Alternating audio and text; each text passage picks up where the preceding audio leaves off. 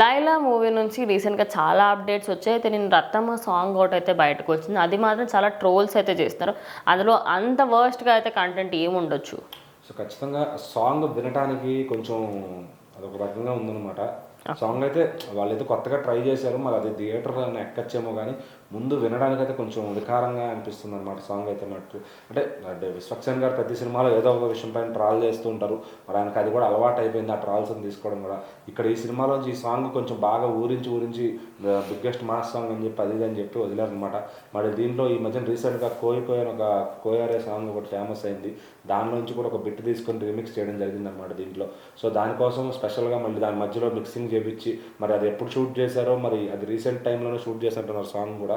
So మరి అది దానివల్ల సాంగ్ అయితే ట్రెండింగ్లోకి వచ్చింది, కానీ ట్రాల్ కూడా అవుతుంది అన్నమాట అట్ ది సేమ్ టైం. మరి విశ్వక్సేన్ గారికి ట్రాల్స్ ఇవన్నీ కొత్త ఏం కాదు. ప్రతి సినిమాకి అది బాగాలేదు ఇది బాగాలేదు అని చెప్పి అటు మీడియా జర్నలిస్టుల దగ్గర నుంచి కానీ ఎటు సైడ్ అన్నా కానీ ఆయనకు ట్రాల్స్ ఖచ్చితంగా ఎదురవుతూనే ఉంటాయి. మరి ఈ సాంగ్ కూడా ఎదురైంది. అంటే ఇంత ట్రాల్ అయిందంటే తర్వాత ఖచ్చితంగా థియేటర్లో ఆ సాంగ్ సూపర్ సక్సెస్ అవుద్దని అనుకోవాలి. అంతకుముందు కూడా ఆల్మోస్ట్ పడిపోయింది పిల్ల సాంగ్ కూడా ఫుల్ ట్రాల్ అయింది. మరి అది ఇప్పుడు ఎంత ట్రెండింగ్లో ఉంది ఆ సాంగ్ అనేది సినిమా వచ్చిన తర్వాత తెలిసింది. సో ఎప్పుడు కూడా ముందు జడ్జ్ చేయకూడదు అంటారు. అందుకే సో ఈ విశ్వక్సేన్ గారి సాంగ్స్ అయినా కానీ ఆయన సినిమాలో కొన్ని డైలాగులు అయినా కానీ అవి సిచ్యువేషన్ బట్టి వస్తూ ఉంటాయి. సో కొన్నిసార్లు అవి పేలచ్చు పేలకపోవచ్చు. బట్ ఆయన అనుకుని వాంటెడ్గా ఏదో కొత్తగా ట్రై చేయాలి అని చెప్పి పెట్టిస్తూ ఉంటారు అవన్నీ కూడా. సో అవి కొన్నిసార్లు నచ్చచ్చు, కొన్నిసార్లు నచ్చకపోవచ్చు జనాలకి.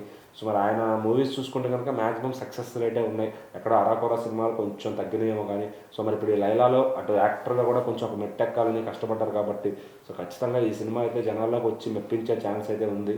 సో మరి చూద్దాం ఈ లైలా కథ ఏంటో, అది ట్రాల్ అవుతుందా లేకపోతే హిట్ అవుతుందా అనేది.